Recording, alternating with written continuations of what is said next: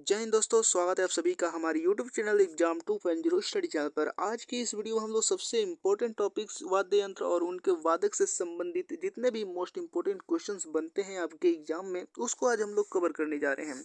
ये सभी प्रश्न जो आप यहाँ पर देख रहे हैं 25 से ज़्यादा बार ये आपके एग्जाम में पूछे गए हैं। तो चलिए बिना देर किए इन सभी क्वेश्चन को हम लोग कवर करते हैं, जो कि टॉप 50 प्रश्न क्वेश्चन होंगे। तो बिना देर के इस वीडियो को शुरू करते हैं और देखते हैं कि आज का पहला प्रश्न क्या दिया गया है। और दोस्तों, ये वीडियो आपको पसंद आता है तो इसको लाइक जरूर कीजिएगा और चैनल को अभी तक सब्सक्राइब नहीं किया है तो चैनल को सब्सक्राइब करके बेल आइकन बटन भी दबा दीजिएगा। तो आज का पहला प्रश्न दिया गया कि पंडित रविशंकर का संबंध किस वाद्य यंत्र से है। तो इसका करेक्ट आंसर होगा सितार से है। तो सितार का आविष्कार किसने किया। तो इसका करेक्ट आंसर हो जाएगा अमीर खुसरो ने किया। इसके बाद है कि जाकिर हुसैन का संबंध किस वाद्य यंत्र से है। तो इसका करेक्ट आंसर हो जाएगा तबला। बिस्मिल्लाह खां का संबंध किस वाद्य यंत्र से है। तो शहनाई से है। अगला प्रश्न दिया गया है कि अलाउद्दीन खां का संबंध किस वाद्य यंत्र से है। तो अलाउद्दीन खां का संबंध सरोद से है।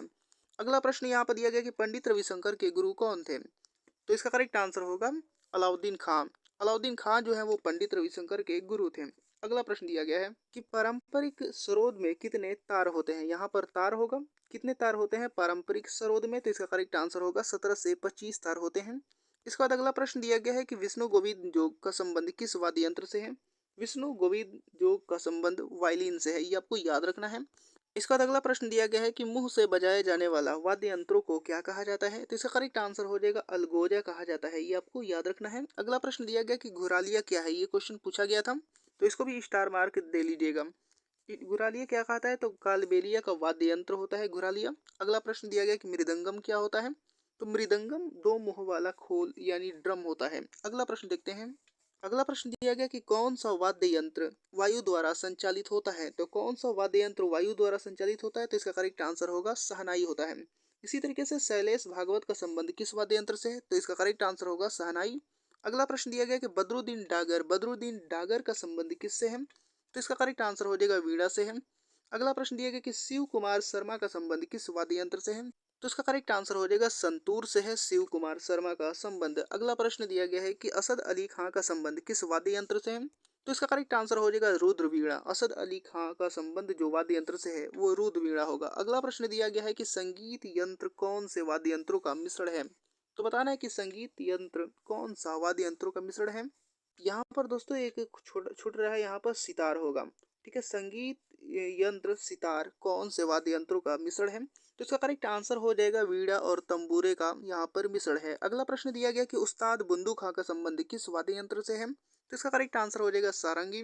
इसके बाद क्वेश्चन था कि सबसे प्राचीन वाद्य यंत्र कौन सा है। तो इसका करेक्ट आंसर हो जाएगा वीणा, यानी वीणा जो है वो सबसे प्राचीन वाद्य यंत्र है। अगला प्रश्न देखते हैं। अगला प्रश्न दिया गया कि अल्बर्ट आइंस्टीन कौन सा वाद्य यंत्र बजाने में निपुण थे। तो अल्बर्ट आइंस्टीन का बताना है। तो इसका करेक्ट आंसर हो जाएगा वायलिन। अगला प्रश्न दिया गया कि खुवांग किस राज्य का पारंपरिक वाद्य यंत्र है। खुवांग बताना है कि किस राज्य का पारंपरिक वाद्य यंत्र है। तो इसका करेक्ट आंसर हो जाएगा मिजोरम की।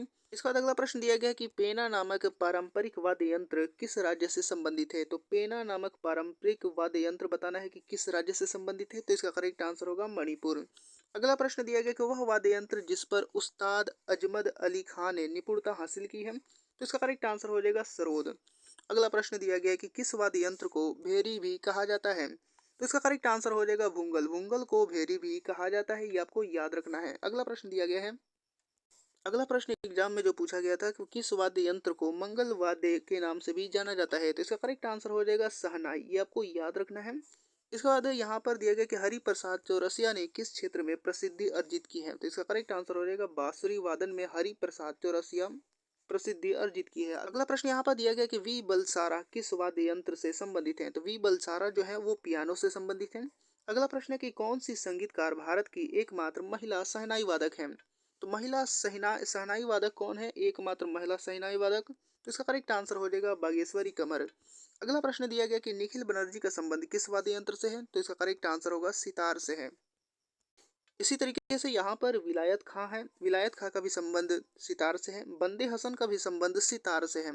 इसके बाद अगला प्रश्न दिया गया है कि शाहिद परवेज का संबंध किस वाद्य यंत्र से है। तो इसका करेक्ट आंसर हो जाएगा सितार। उमा शंकर मिश्र का भी संबंध जो है वो सितार से है। इसके बाद बुद्धादित्य मुखर्जी, ये इंपॉर्टेंट क्वेश्चन है, याद रखिएगा, सितार से है। अगला प्रश्न दिया गया है अगला प्रश्न यहाँ पर है कि लतीफ़ खां का संबंध किस वाद्य यंत्र से है? तो इसका करेक्ट आंसर हो जाएगा तबला से। और दोस्तों ये वीडियो आपको पसंद आ रहा है तो इसको लाइक करते रहिएगा और चैनल को अभी तक सब्सक्राइब नहीं किया है तो चैनल को सब्सक्राइब कर दीजिए और इस वीडियो को खूब से खूब शेयर कीजिए। इसके बाद अगला प्रश्न यहाँ पर दिया गया कि लतीफ़ खां का संबंध किस वाद्य यंत्र से है? तो इसका करेक्ट आंसर हो जाएगा तबला से है। अगला प्रश्न यहाँ पर दिया गया है अल्लाह रखा खां का संबंध किस वाद्य यंत्र से है? तो अल्लाह रखा खां का संबंध जो है वो भी तबला से है। अगला प्रश्न दिया गया कि अली अकबर खां का संबंध किस वाद्य यंत्र से है? तो इसका करेक्ट आंसर हो जाएगा सरोद से। अगला प्रश्न यहाँ पर दिया गया कि एस बालचंद्रन का संबंध किस वाद्य यंत्र से है? एस बालचंद्रन का संबंध बताना है तो इसका करेक्ट आंसर हो जाएगा वीणा से है। इसके बाद अगला प्रश्न दिया गया कि भजन सोपोरी का संबंध किस वाद्य यंत्र से है? तो भजन सोपोरी का संबंध बताना है तो इसका करेक्ट आंसर हो जाएगा संतूर से है। अगला प्रश्न दिया गया कि उस्ताद सादिक अली खां का संबंध बताना है तो इसका करेक्ट आंसर हो जाएगा रुद्र वीणा से। इसके बाद अगला प्रश्न देखते हैं। अगला प्रश्न दिया गया कि टीवी गोपाल कृष्णन का संबंध किस वाद्य यंत्र से है? तो टीवी बाल गोपाल कृष्णन का संबंध जो है वो मृदंग से है, ये आपको याद रखना है। इसी तरीके से जुबीन मेहता का संबंध किस वाद्य यंत्र से है? तो इसका करेक्ट आंसर हो जाएगा सिमझनी। अगला प्रश्न दिया गया कि पन्नालाल घोष का संबंध किस वाद्य यंत्र से है? तो इसका करेक्ट आंसर हो जाएगा बांसुरी, यानी बांसुरी जो है वो पन्नालाल घोष से संबंधित है। अगला प्रश्न दिया गया है कि राजेंद्र प्रसन्ना का संबंध किस वाद्य यंत्र से है? तो इसका करेक्ट आंसर हो जाएगा बांसुरी। इसके बाद है कि हाफिज खां का संबंध किस वाद्य यंत्र से है? तो सरोद से होगा। अगला प्रश्न दिया गया कि शेख चिन्ना मौलाना का संबंध किस वाद्य यंत्र से है? तो इसका करेक्ट आंसर हो जाएगा नादस्वरम। और इसके साथ साथ आपको ये भी याद रखना है नीरू स्वामी पिल्लई का भी संबंध जो है वो नादस्वरम से है। अगला प्रश्न दिया गया है कि प्राचीन सिक्कों पर वीणा बजाते हुए दिखलाया गया हिंदू राजा कौन था? तो बताना है कि वीणा बजाते हुए दिखलाया गया हिंदू राजा कौन था? तो इसका करेक्ट आंसर हो जाएगा समुद्रगुप्त। समुद्रगुप्त जो था वो जो कि प्राचीन सिक्कों पर वीणा बजाते हुए दिखलाया गया हिंदू राजा था।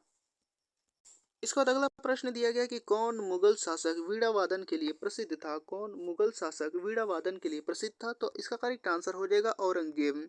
इसके बाद अगला प्रश्न दिया गया है। अगला प्रश्न यहाँ पर दिया गया कि ग्लोबल इंडियन म्यूजिक अवार्ड के प्राप्तकर्ता विक्रम घोष एक संगीतकार और विख्यात भारतीय वादक हैं। तो कौन से वादक हैं? तो इसका करेक्ट आंसर हो जाएगा तबला के, यानी तबला वादक हैं। अगला प्रश्न दिया गया है कि रमजान खां का संबंध किस वाद्य यंत्र से है? तो इसका करेक्ट आंसर हो जाएगा सारंगी। उसी तरीके से गुदई महाराज का संबंध किस वाद्य यंत्र से? ये भी इंपॉर्टेंट क्वेश्चंस हैं, सभी के सभी इंपॉर्टेंट यहाँ पर क्वेश्चंस हैं। गुदई महाराज किस वाद्य यंत्र से संबंधित है? तो तबला से हैं। इसी तरीके से किशन महाराज भी तबला से संबंधित है। इसके बाद अगला प्रश्न यहाँ पर दिया गया है कि फयाज खां का संबंध किस वाद्य यंत्र से है? तो इसका भी करेक्ट आंसर हो जाएगा तबला। सुखविंदर सिंह का संबंध किस वाद्य यंत्र से है? तो इसका भी करेक्ट आंसर तबला ही होगा। अगला प्रश्न दिया गया है कि कौन सुरबहार वाद्य यंत्र में महारत हासिल करने वाला एक उत्कृष्ट यंत्र वादक है? तो इसका करेक्ट आंसर होगा उस्ताद इमरात खां। उस्ताद इमरात खां सुरबहार वाद्य यंत्र में महारत हासिल करने वाले एक उत्कृष्ट यंत्र वादक हैं। अगला प्रश्न दिया गया कि सावरी खां का संबंध किस वाद्य यंत्र से है? तो सावरी खान का संबंध सारंगी से है। इसके बाद अगला प्रश्न अरुणा घोष का संबंध किस वाद्य यंत्र से है? तो सारंगी से है। आशिक अली खां का भी संबंध जो है वो सारंगी से है। अगला प्रश्न दिया गया कि इंद्रलाल का संबंध जो है वो किस वाद्य यंत्र से है? तो इसका करेक्ट आंसर हो जाएगा सारंगी। वजीर अली खां का संबंध किस वाद्य यंत्र से है? तो इसका भी करेक्ट आंसर होगा सारंगी। इसके बाद अगला प्रश्न दिया गया है कि अनंत लाल का संबंध किस वाद्य यंत्र से है? तो इसका भी करेक्ट आंसर हो जाएगा शहनाई। अगला प्रश्न यहाँ पर दिया गया कि भोलानाथ प्रसन्ना का संबंध किस वाद्य यंत्र से है? तो इसका करेक्ट आंसर हो जाएगा शहनाई, शहनाई से संबंधित है। अगला प्रश्न दिया गया कि हरि सिंह का संबंध किस वाद्य यंत्र से है? तो इसका भी करेक्ट आंसर हो जाएगा शहनाई से है। तो दोस्तों यहाँ पर ये सारे क्वेश्चन समाप्त हो गए हैं। तो उम्मीद करता हूँ कि वीडियो आपको पसंद आया होगा और इसी तरीके के सुपर फास्ट रिवीजन करने के लिए हमारे साथ जुड़े रहिए और चैनल को अभी तक सब्सक्राइब नहीं किया है तो चैनल को सब्सक्राइब करके बेल आइकन बटन भी दबा दीजिए। तो मिलते हैं अगले वीडियो में अगले टॉपिक के साथ। तब तक के लिए धन्यवाद।